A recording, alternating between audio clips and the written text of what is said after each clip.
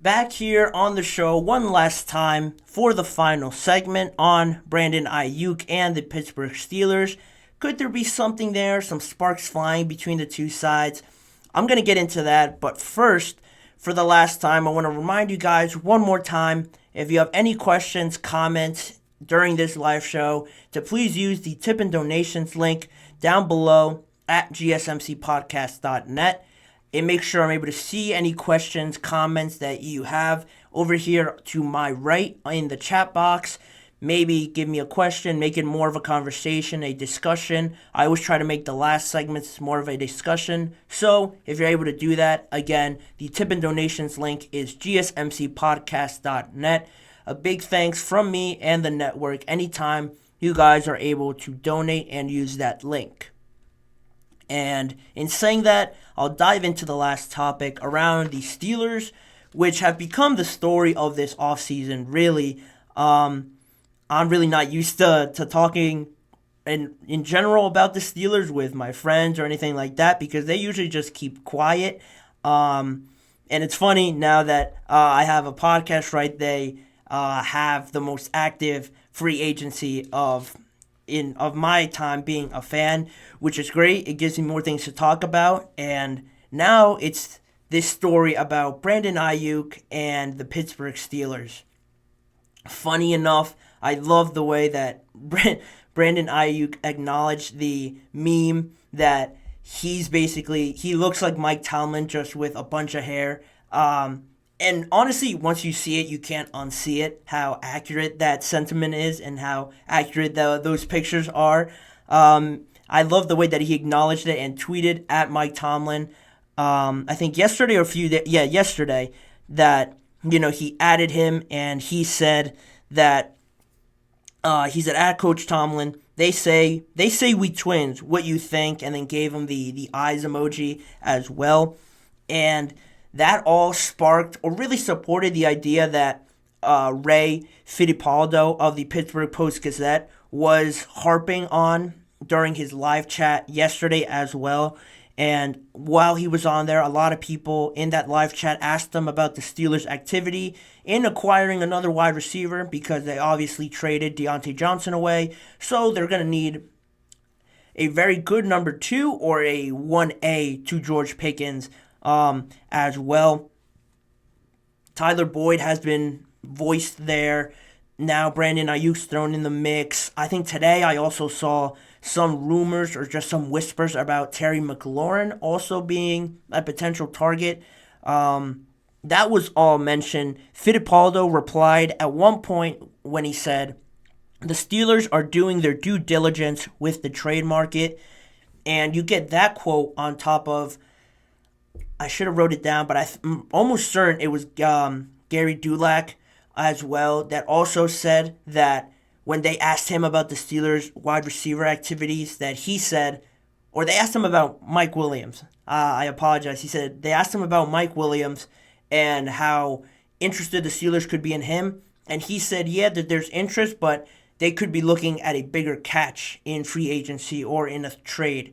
So those comments are pretty much the same. Gary Dulac's comments are a bit more intriguing because, you're talking about Mike Williams, and he responds with, going bigger than that, looking for bigger targets. It gets everyone in Pittsburgh excited, anyone that's a fan excited, just dreaming of who you can get. But right now, all the talk seems to be about Brandon Aiyuk, and he seems to be the most realistic, I think, because obviously Mike Williams signed with the Jets, so that's out the window. You're talking about Terry McLaurin, but I don't think the Commanders would move on from him because he's been there so long and he's been waiting for a quarterback to throw him the ball, a really good quarterback to throw him the ball. It didn't work out with Sam Howell, and now you're sitting at number 2 where you can get Jaden Daniels or Caleb Williams. So I don't see them. It doesn't make sense to still draft the quarterback and then trade away the number 1 receiver. So there's that, and you're left with Brandon Aiyuk, and it brings up this idea that the Steelers have really suited this aggressive mentality that their general manager has brought in, Omar Khan, and now Mike Tomlin too as well have been very aggressive this offseason. It's a breath of fresh air, like I mentioned before, when they traded for the two quarterbacks or acquired both of them. Now you look at Brandon Aiyuk, and I like the idea, but there is some hesitancy in me because of what Mia O'Brien, a journalist in Jacksonville, Florida, said that the 49ers were asking from the Jacksonville Jaguars in their interest of Brandon Aiyuk. They were asking for the Jaguars' number 17th pick and also say Zay Jones on top of that for Aiyuk.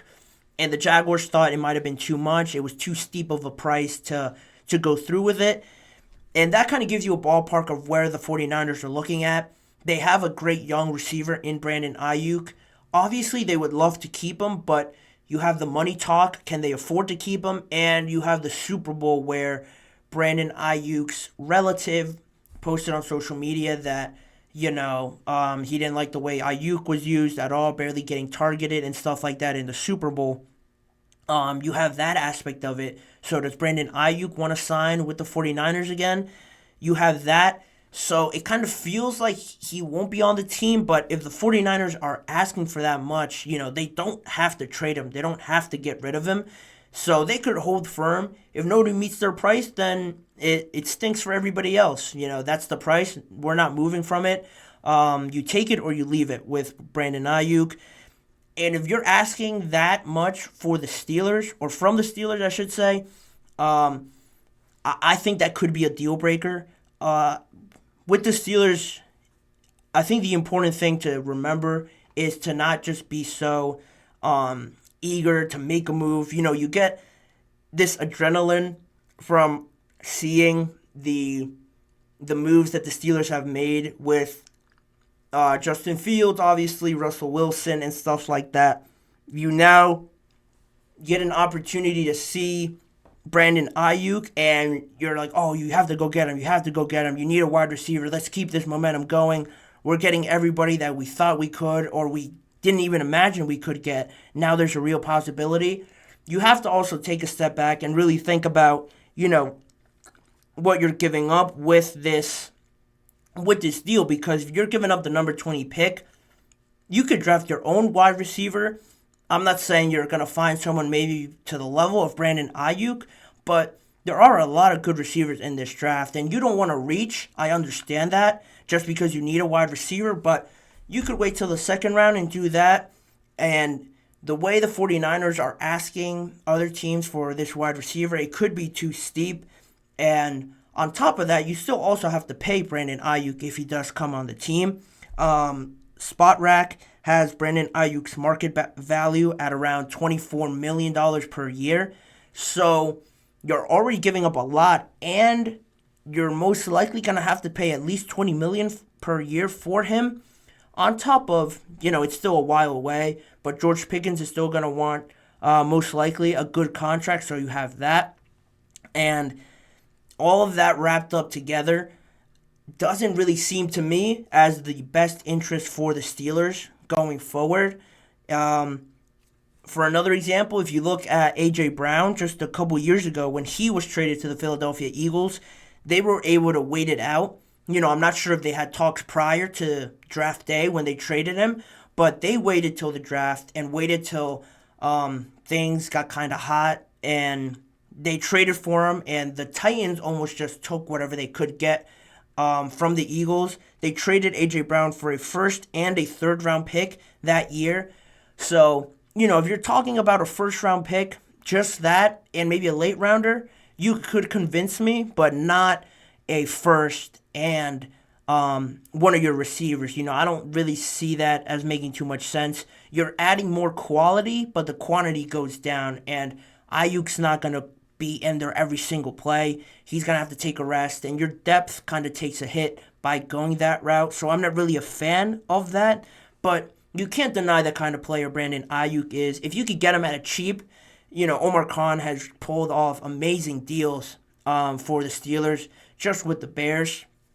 And Brandon Aiyuk is coming off of his best season probably as a player in the NFL.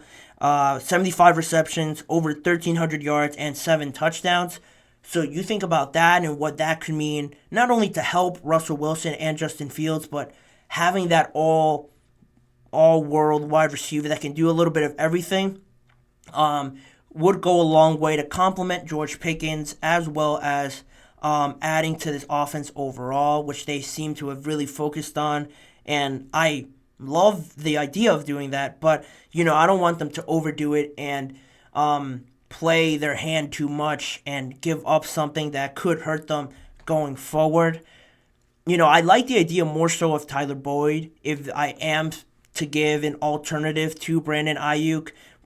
Tyler Boyd, I think, would make the most sense. He has other interests from the Chiefs and a couple other teams. He is a veteran.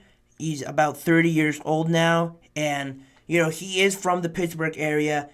It does have that feeling, almost like Kenny Pickett had, to want to bring in Tyler Boyd, but is that going to be enough? Tyler Boyd, George Pickens, Calvin Austin. They also signed Van Jefferson. I know that this team, with Arthur Smith coming in as the offensive coordinator, wants to be more run-oriented, playing their cards off of the run. You have two great running backs in Jaylen Warren and Najee. It makes sense, but you're going to have to throw that ball eventually. You can't always throw it to George because he's going to get all the double teams now, even more so than he did last year. So is the 30-year-old Tyler Boyd going to create you that separation? Is Van Jefferson, who hasn't really made a big impact in the NFL thus far, going to make those plays down the line in those tight games where you really need it? You have Pat Freiermuth as well, but I still think they need a good wide receiver, a good caliber wide receiver, but you can't ask for too much and just throw it all in because this team also does need other areas as well. With that first round pick, they don't have to go receiver. I mentioned this is a deep class. They could try to get a new center after they release Mason Cole at the start of free agency. That would be a great area to focus on, in my opinion. You got the kid from Oregon, Jackson Powers Johnson, as probably the best center. If you could get him at 20, that would be amazing. You also need another offensive tackle to move Broderick Jones back to left tackle and bring in a right tackle. I've seen Amarius Mims from Georgia be drafted there. Most recently, I saw Tyler Guyton from Oklahoma be drafted to the Steelers, or I should say mocked to the Steelers. So those are all great options. I wouldn't be against those options. That's something a lot of people, I think, have to remember in this situation with the Steelers. They had a lot of lacking areas. They've addressed some of them with Patrick Queen at middle linebacker, bringing in the quarterback, obviously, which is the most important thing. But this draft is very deep, and the Steelers, oddly enough, find their best receivers in that second round. I don't know what it is about waiting to the second round and nobody catching up to the fact that the Steelers probably 70-80% of the time want to take a wide receiver, and why nobody else takes all the wide receivers in the second round is beyond me. But there is something about that second round that they love drafting receivers. I don't see that changing. So if they can't get Brandon Aiyuk or make a trade somewhere else and still keep that first, I don't really see them drafting a receiver too early. But that's where they've led me up to this point and where their tradition sort of falls. But with Omar Khan, this new way of doing things, I'm for it, but you don't know what to expect, quite honestly. I could say all of this and they could trade for I don't know, Brandon Aiyuk or Terry McLaurin in next week or over the weekend. That's still a possibility. So we'll see where that all ends up.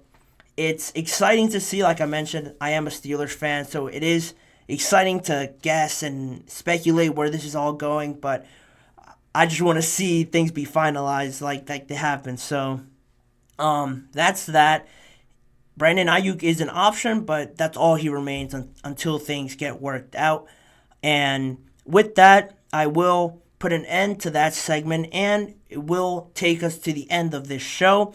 As always, towards the end of the show, I want to remind you guys to please like, follow, and subscribe to the GSMC Chip Shot Football Podcast presented by the GSMC Sports Network.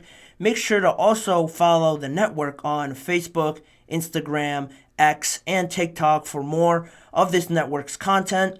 If you want to see more of me and this show, check out the GSMC Sports Network channel and the Podcast Network channel as well on YouTube for more of the live episodes. If you want to catch a whole episode, they're all on there, as well as YouTube Shorts that I post on there daily, and individual videos of each of these segments. So if you missed one or just want to rewatch one, a specific part of the show, you don't have to watch the whole show. Their individual segments are on the channels as well.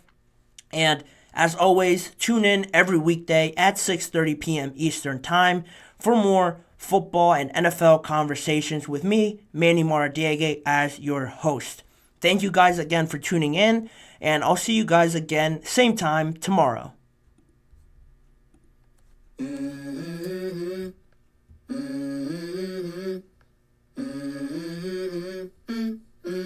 Let's go. I wake up to a little bit of drool on my pillow, feel like it's gonna be a bad day. Yeah, I'm tired of shit, and the coffee ain't hit yet, damn, ain't that great. I don't wanna go to